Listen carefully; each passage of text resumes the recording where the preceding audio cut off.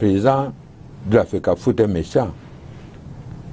Parce que jusqu'à présent, nous sommes j'ai dit, je comprends que c'est un sentiment. Rappelons-nous tout le temps que nous sommes en télévision. En fait, vous voulez marquer votre regret vis-à-vis du président de la FECAFOOT. J'ai dit le président de la FECAFOOT. Oui, en fait, je veux dire, enlevons méchant. Oui, méchant. Voilà. Ouais. J'ai dit le président de la FECAFOOT. Enlevons ça, voilà. Enlevons ça. Vous n'êtes pas content de lui? Je ne suis pas content de lui. D'accord. Je voudrais que ceux qui m'appellent Mandia se mettent à ma place. On dit qu'on vous ramène au Cameroun. Après, on ne vous appelle plus, on vous laisse. Qu'est-ce que je devais dire pour que d'autres personnes m'aident? C'était ma seule façon de dire que d'avoir quelque chose pour que nous rentrions au Cameroun. Là où je vois Patrick arriver, je dis à Patrick... Patrick Mboma? Oui, Patrick me dit, mais Piquet, je dis, me voici, connais mon problème.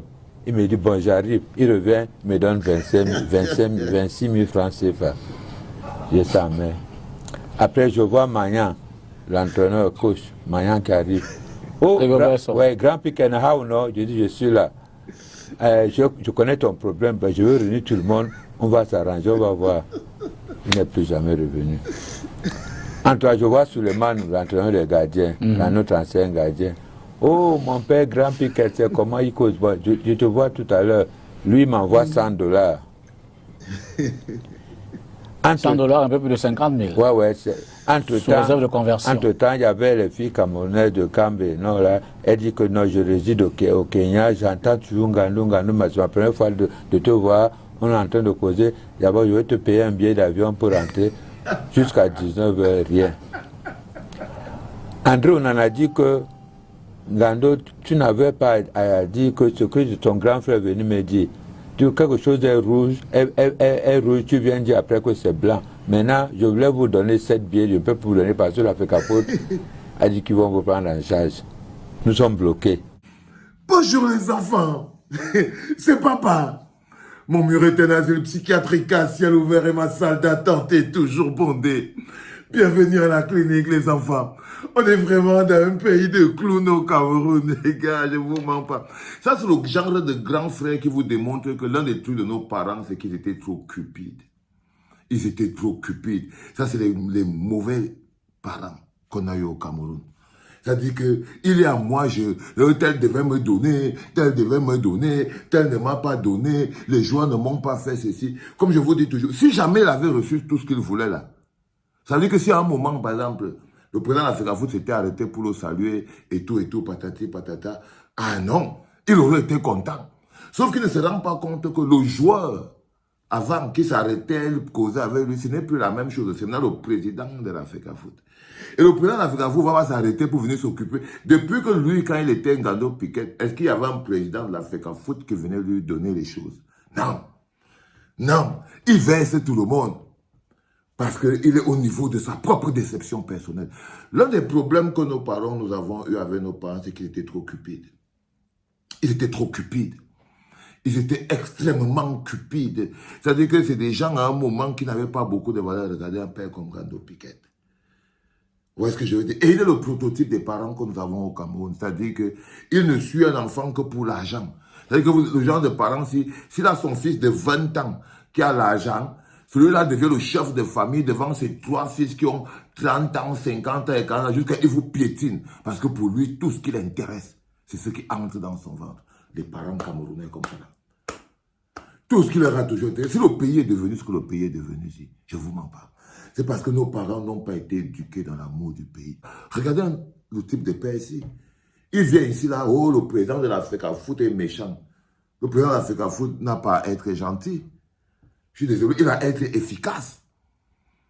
Il a à être efficace. Il a à être compétent. C'est plus une histoire de méchanceté, mon petit Ngandou Piquet. Quand je dis que le président de la FECAFOOT est méchant, c'est pour dire quoi?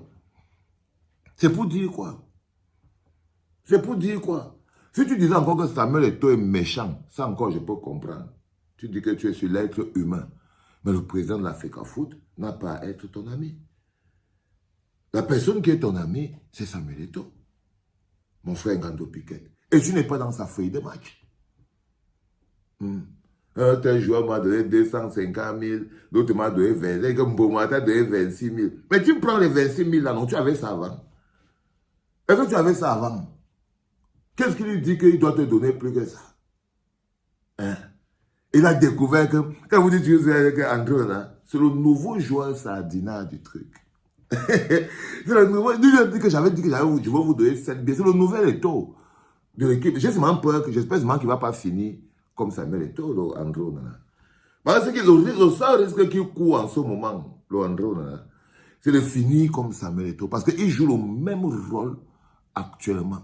André joue le même rôle actuellement que quand Samuel Eto'o était le patron de l'équipe, qui jouait à Barcelone et tout, le chouchou du gouvernement, c'est lui qui a l'argent, il peut payer, il avait promis de les payer 7 billets, il ne paye plus, parce que machin, tout. Mon bon petit, fais gaffe, fils. Le pouvoir absolu corrompt absolument, mon frère André Onana.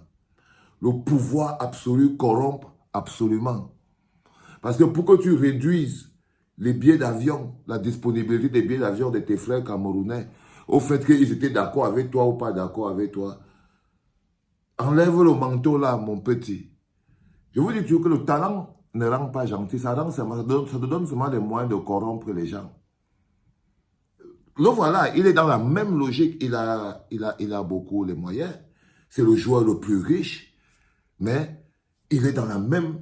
Et là, il faudra le travailler mentalement pour qu'il ne tombe pas dans le même piège. Pour qu'il ne tombe, parce que là, il est en train de tomber dans le même piège. Hein? Et tant qu'il a le talent et qu'il performe, ça ne va rien le faire. Mais dès l'instant qu'il sera dans la pré-carrière, ça va lui revenir à la gueule. Ça va te revenir à la gueule, mon petit. Ça va te revenir à la gueule. Tout ce que tu peux être en train de faire là maintenant, sous prétexte que c'est toi maintenant la méga star, fais très attention. Tu es en train d'acheter les bails. Quand on disait au docteur Dadis Camara que ce que tu es en train de dire à Pomba 2018 là, t'inquiète pas. Le peuple n'est jamais amnésique. Mais ça jusqu'à aujourd'hui, c'est de ça qu'on parle. Fais attention, mon petit. Tu dis que tu vas donner au répé, Lengando, Piquet, 7 billets. Après, comme ils ne t'ont pas fais ce que tu voulais qu'ils disent de toi. Tant tu as dit que tu ne donnes plus. Mon petit, ne sois pas petit. Ne sois pas petit, mon petit Androna. Ne sois pas petit. Ça, c'est être petit. Ne sois pas petit. Mets-toi à la hauteur de la grandeur. Ne sois pas le riche qui vient oppresser ses frères avec l'argent. Ton grand frère, Samuel, tu l'as fait pareil. Voici où on en est. Ne prenez pas la même route quand vous avez déjà vu où la route là vous amène. J'espère que c'est clair, les enfants. Parce que là, en ce moment précis, on est sur le 3e podcast. Et je me sens vraiment, vraiment bien. Bienvenue dans le bloc, les enfants. Bienvenue à la clinique.